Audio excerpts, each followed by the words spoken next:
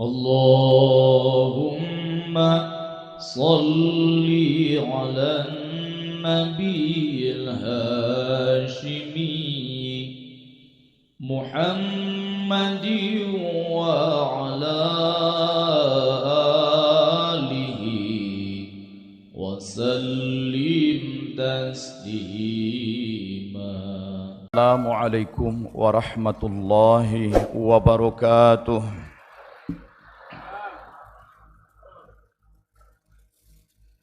Alhamdulillahi rabbil alamin wa bihi nasta'inu ala umurid dunya waddin. Ashhadu an la ilaha illallah wahdahu la syarika lah wa ashhadu anna Muhammadan abduhu wa rasuluhu la nabiyya ba'dah. Allahumma salli wa sallim wa barik alaihi. Allahumma aftah lana bi futuhil arifin. Ya Allah, bukakanlah untuk kami segala hal yang telah kau buka bagi hamba-hambamu yang arifin, yang penuh dengan kearifan, yang mendalam dalam ma'rifah, seperti para nabi, para rasul, para ulama, para aulia. Allahumma aftah lana bi futuhil arifin. Allahumma aftah lana bi futuhil arifin. Allahumma aftah lana bi futuhil arifin. Walhamdulillahi rabbil alamin. Ila hadratin Nabi Muhammadin sallallahu alaihi wasallam wa masyayikhina fi tariqah Syekh Muhyiddin Abdul Qadir sahib al-wafat tajul arifin wa usulihim. Al-Fatihah.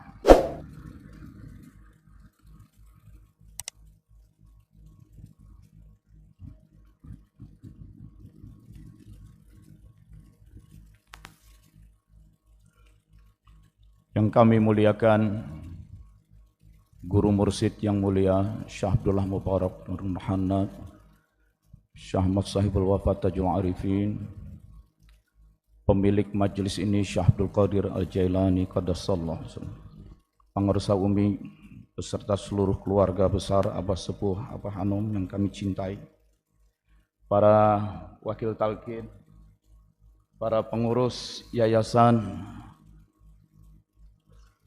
para pengurus lembaga dakwah TKN, para ustadz, ustazah, para kiai, para ulama, ikhwan dan akhwat yang kami cintai. Alhamdulillah, Allah berikan kesempatan kepada kita untuk hadir,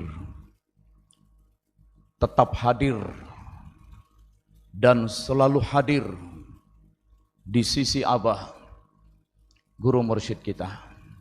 Alhamdulillah. Dulu suatu saat Abah Anom sedang duduk di depan madrasah. Saya duduk di lantai menghadap beliau. Saya bertanya, Abah, yang paling inti dari ajaran tarekat kita ini apa? Yang tidak boleh tidak kita tinggalkan, yang tidak boleh sama sekali kita tinggalkan. Abah kemudian menjawab, setelah menunduk, Abah menjawab, zikir jahar, zikir khafi. Itu bukan saja jawaban yang keluar dari mulut beliau, tapi memang keluar dari kolbu, yang kolbu beliau, manah beliau selalu tersambung ke atas. Maka jawaban itu sampai sekarang pun nancep betul ke dalam kolbu saya. Inti dari ajaran thariqah kita, zikir jahar, zikir khafi. La ilaha illallah. Saya mencoba memahami dan dengan bimbingan Guru Mursyid, dengan keridhaan Allah, Allah bukakan sedikit. Salah satu kata kunci yang perlu kita pahami betul, makna ilah. Apa arti ilah? Orang di Indonesia terjemahkan Tuhan. Apa itu Tuhan? Biasanya sambil nunjuk ke atas. Dia pencipta alam semesta, penguasa langit dan bumi.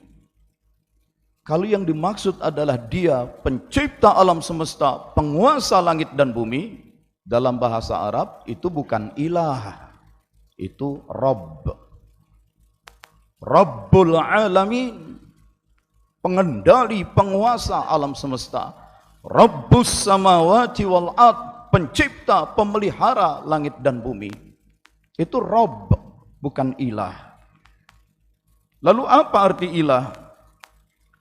Dicari-cari, dipelajari di lisanul Arab. Itu karya ulama kita masa lalu yang begitu tekun. Setiap istilah, setiap kata dalam bahasa Arab ditelusuri asal muasalnya. Jadi makna etimologisnya didalami. Saya jumpai makna ilah begitu banyak. Di dalam kitab Al-Mustalahatul Arba'ah fil Quran begitu juga dijelaskan. Tapi dari sekian banyak makna ilah, 3 yang inti. Dan itu saya pribadi pegang, sambil juga saya sampaikan kepada yang lain. Sesuatu disebut ilah adalah sesuatu yang dicintai. Dicintai. Dicintai, dicintai, dicintai. Tentu saja kalau sudah dicintai, dipentingkan, dicintai, dipentingkan, dipuja, dimuliakan, disembah. Itu satu. Dicintai, dipentingkan, dipuja, dimuliakan, disembah.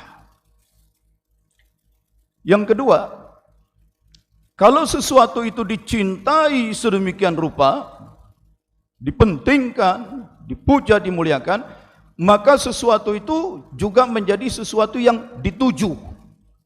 Dituju, didamba, dikejar, dicari, diharap, didekati, diprioritaskan, diutamakan.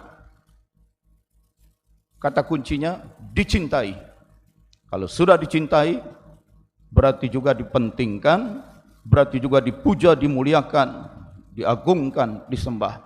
Yang kedua, dituju. Dituju itu dicari, dikejar, didekati, diprioritaskan, diharap. Yang ketiga,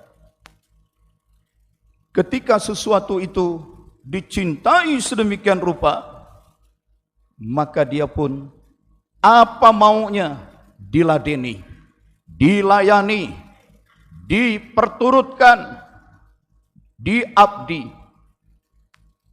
Diladeni, dilayani, diperturutkan, ditaati. Jadi 3 saja kuncinya.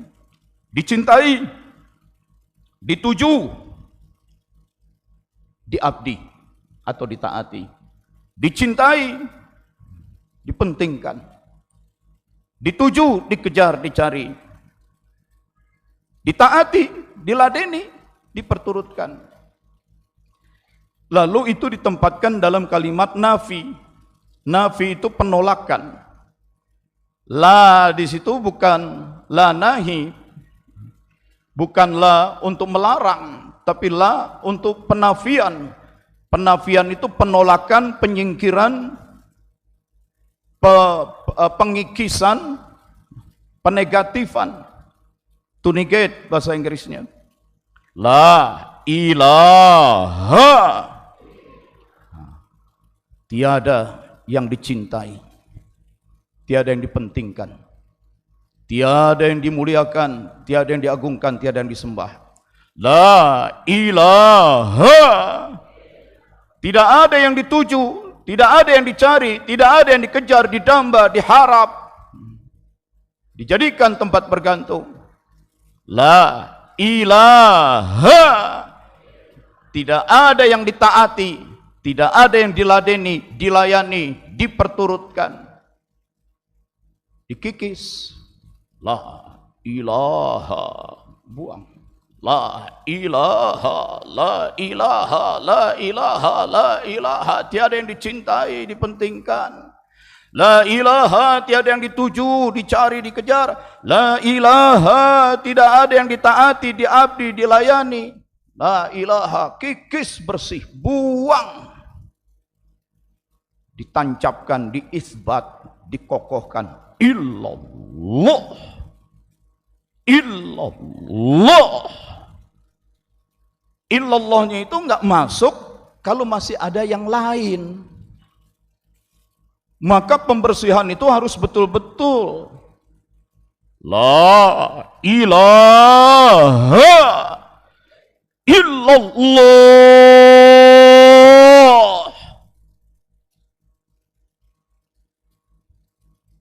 Karena background saya juga dulu orang teknik, barangkali ada yang montir di sini, tahu banget itu waktu bongkar sehar, piston, kalau ada kelebihan titik saja sebutir pasir, dia nggak rata, tidak dikikis habis, piston itu nggak masuk.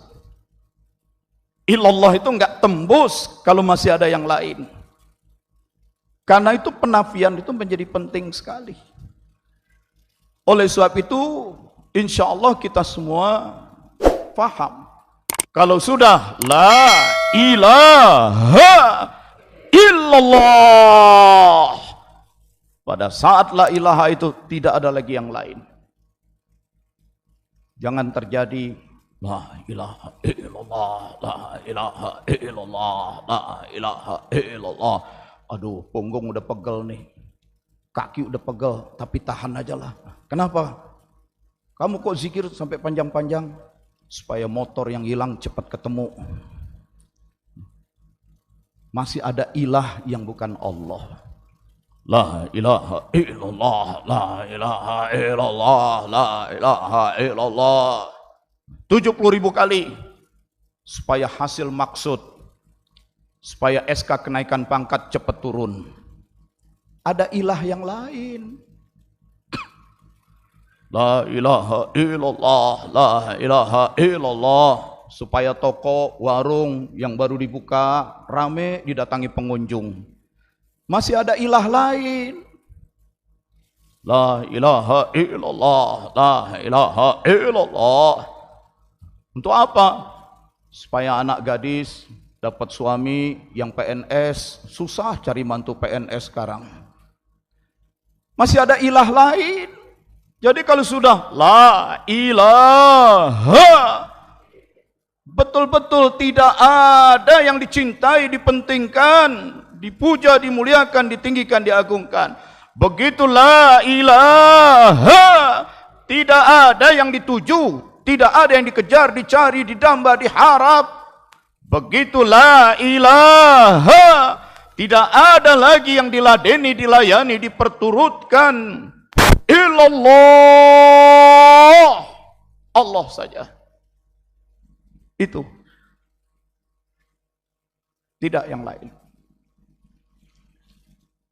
Waktu saya masih SD, kalau hari Ahad, jam 4, menjelang subuh sudah dibangunkan oleh nenek saya. Selepas sholat subuh diajak jalan kaki, lebih dari 3 km, ke kampung Bali Matraman. Di sana ada majelis Kiai Haji Abdullah Syafi'i, yang juga mengundang banyak habaib biasanya. Dan waktu meskipun masih kecil, kalau di majelis itu saya tidak mau duduk jauh.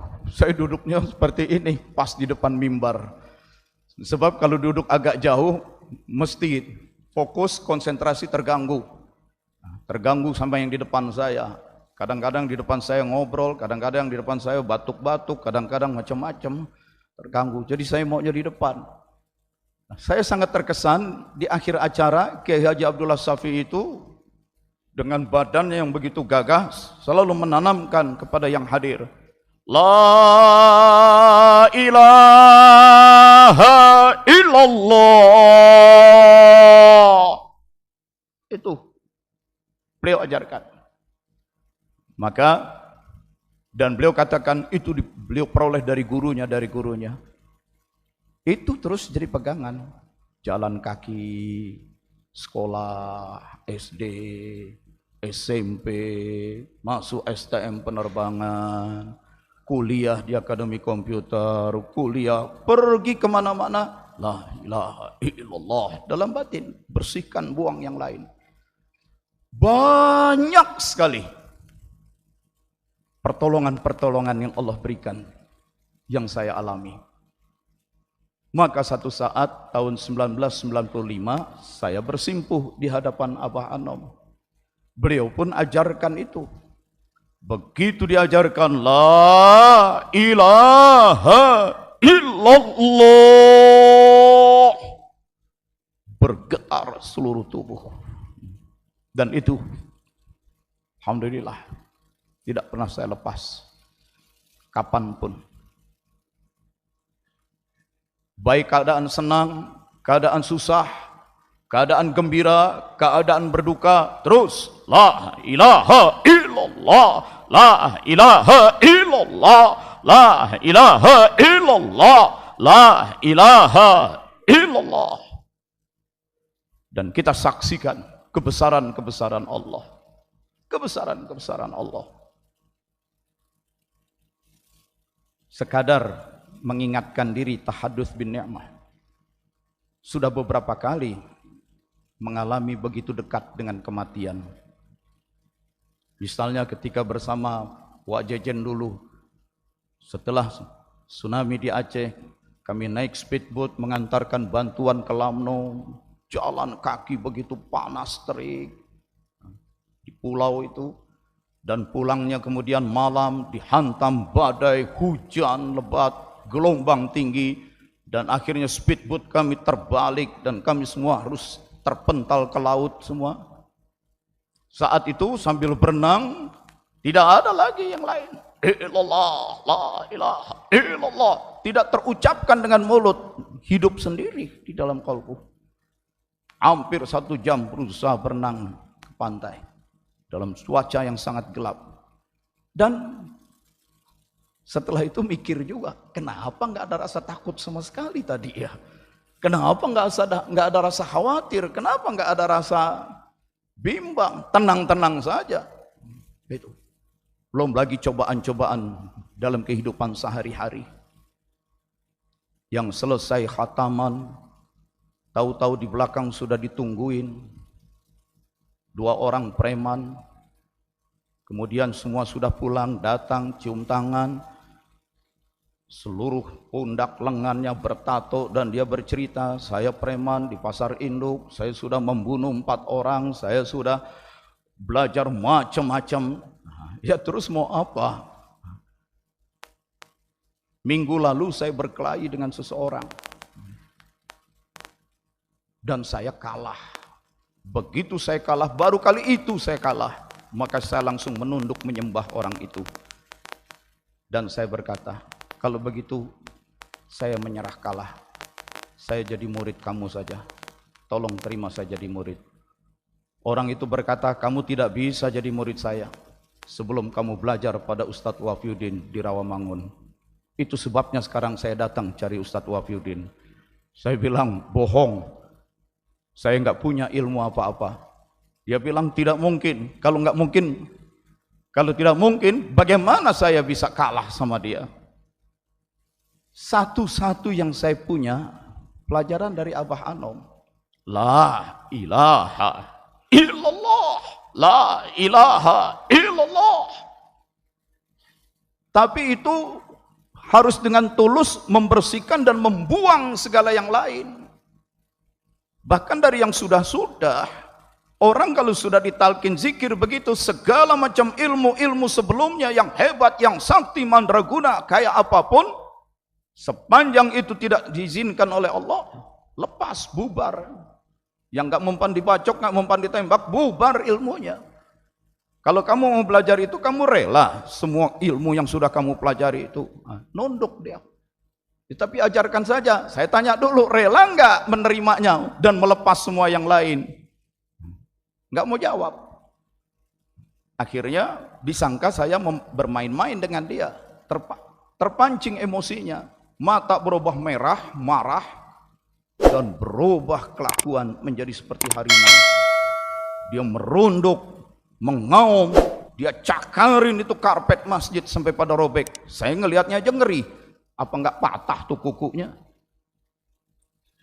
Yang saya lihat agak aneh, kok sambil mengaum, nyakarin karpet begitu, mukanya tidak terangkat, enggak menatap saya. Itu. Mau apa lagi? Saya juga ngeri, badan dia besar. Kalau betul-betul dia melompat menerkam saya, bagaimana? Maka saya terus saja, la ilaha illallah, la ilaha illallah. Terus aktifkan zikir khafi. Itu. Lama. Akhirnya muncul juga rasa iseng. Karena memang dari dulu suka iseng nyoba-nyoba. Ini kok harimau apaan begitu. Jadi sambil zikir, la ilaha illallah. Saya niatkan itu, dengan niat saja saya arahkan kepada dia. Illallah. Arahkan. Terpental dia. Blok, blok, blok. Hampir 3 meter itu. Terus jatuh, nggak bisa bangun lagi. Di Arab, dia merayap dan sudah seperti lumpuh. Saya sendiri nggak tahu mau diapain, nggak ngerti gitu-gituan. Tapi saya khawatir ada yang mati nanti. Akhirnya saya bilang, sudah, cukup, cukup, lepas. Lalu dia merangkak datang. Hal-hal seperti itu bukan sekali. Berjumpa dengan orang yang punya magic macam-macam, punya kesaktian macam-macam, bertemu dengan jin macam-macam. Ada satu hal yang menarik. Bismillah. Konon dia mendapatkan warisan dari orang tuanya itu, pengawal dia, iblis yang sangat dahsyat. Saya singkat saja. Saya duduk karena saya tidak tahu apa yang harus diperbuat dengan orang macam ini. Jadi saya duduk tawajuh saja. Robito Ka'bah. Dia datang dituntun nggak mau dekat, menjauh. Sampai dia bilang nggak mau. Ya itu kan Ustadz, Pak Kiai, kita belajar zikir sama beliau. Nggak mau, kan kita udah biasa zikir. Ngapain datang lagi zikir? Bukan dia, tuh di belakangnya siapa tuh? Itu. Tuh di belakangnya siapa tuh? Ditarik untuk mendekat, nggak mau. Tuh lihat tuh, ada si Anom di belakangnya. Maaf. Ada si Anom tuh di belakangnya. Beberapa kali dia ngomong begitu. Ngapain tuh si Anom udah mati datang-datang lagi? Coba. Akhirnya dia ngamuk, dia ambil gulungan karpet yang begitu besar, dia kuat angkat, dia lempar ke saya. Saya sedang lengah, bukan lengah dalam arti apa ya, sedang menunduk.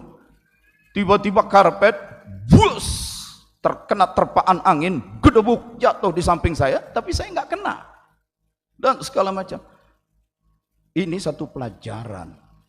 Maka siapa yang bilang Abah Anom sudah mati, sudah tidak bisa menjalankan fungsinya sebagai mursyid? Ngawur itu. Saya sudah mengalami hal-hal seperti itu. Dia datang membawa berbagai macam iblis dan segala macam. Dia yang bilang. Bukan dia. Tuh di belakangnya. Siapa tuh? Si Anom tuh. Tanya. Coba. Masya Allah. Hadir. Guru kita hadir. Maka ayat yang tadi dibacakan di awal manakib ini. Wala taqulu lima yuqtalu fi sabilillahi amwat. Jangan kamu katakan orang-orang yang terbunuh di jalan Allah itu mati, bal ahya, hidup. Akhirnya setelah dia coba segala macam nggak tembus, sampai dia coba pukul saya beberapa kali dengan kecepatan tinggi, tapi dia seperti memukul apa itu, tabir yang kosong. Dasar iblis. Mulai dia melakukan teknik diplomasi. Tunduk, menyerah, ngajak ngobrol dan segala macam. Saya tanya, kamu siapa? Saya iblis, katanya. Itu. Sejak kapan kamu hadir di sini, masuk ke tubuh orang ini segala macam? Tuh, tanya aja si Anom tuh. Anom tahu siapa saya. Ngomongnya begitu. Dari dulu. Tuh satu lagi tuh di belakangnya. Siapa lagi tuh yang lebih tua tuh? Abah Sepuh. Jadi kita ini menjadi murid enak. Sepanjang kita terus bersihkan, yakin dengan mursyid kita, sesungguhnya guru kita tuh hadir.